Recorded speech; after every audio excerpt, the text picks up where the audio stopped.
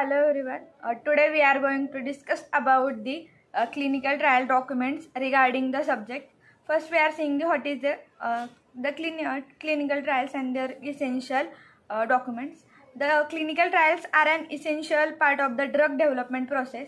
In that the conducting a clinical trials requires the production and the maintenance of a wide range of the essential documents to ensure that this trial is conducted in a vigorous and ethical manners and meet regulatory requirements, and also it provides the evidence of the safety and the efficacy of a new treatment.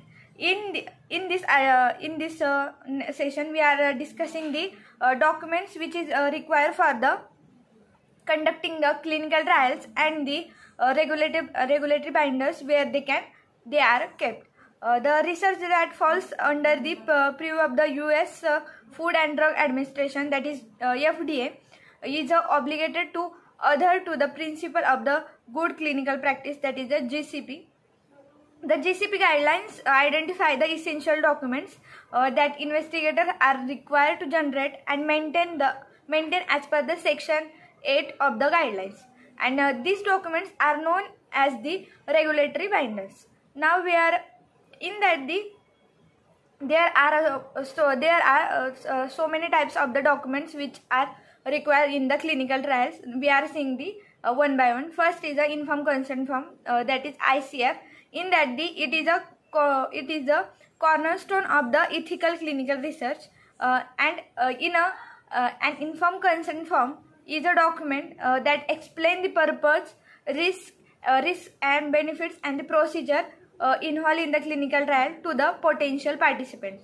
That means this ICF gives the information, whole information about the risk, benefits, purpose, and all the procedures which are going to done in this clinical trials to the subjects. The ICF should be written in a plain language and should be reviewed and approved by an IRB or a ethical committee, and before it is presented to the potential participant. Next we are seeing the CRF, that is a case report form. Is a paper or electronic document, and it used to collect the data from the trial participants. Means this subjects is given all the information with the help of the paper or the electronic documents. The CRF is designated to capture all the information required by the protocol, and it is an essential tool for monitoring the progress of the trial. Next document we are seeing the CSR, that is a clinical study report.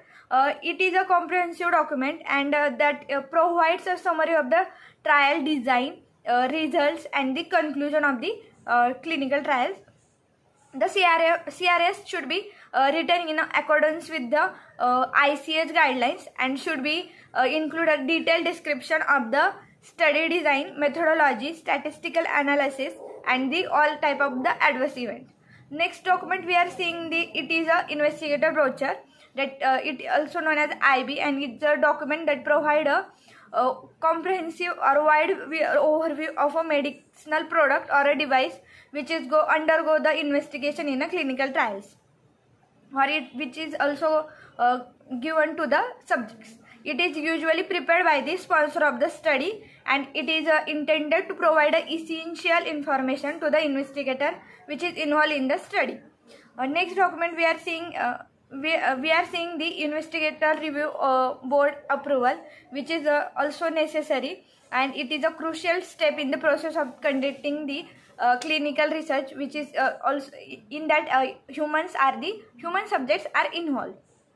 And the main role of IRB is to protect the rights and the welfare of the study participants by reviewing and approving the study protocol, the informed consent form, and the any other documents that are intended to the communicate information about the subject, about the study to the participants.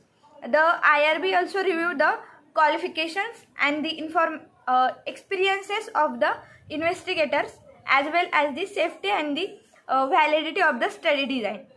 Next document we are seeing the next document we are seeing that is the insurance statement.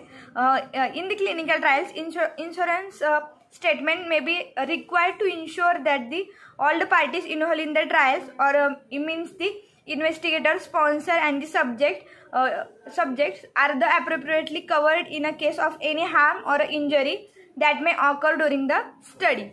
The insurance statement typically outline the insurance which coverage provided by the sponsor and the additional insurance which is required by the investigator or a institution where the study is being conducted. Now next is a sign agreement between the parties. In that all the parties, it is a critical component of the clinical trials, and this purpose of this agreement is to outline the responsibilities and the obligations of each party, and to establish a clear understanding of the study's goal, methods, and the expected outcomes. It all about the documents which are required in the clinical trials. Thank you.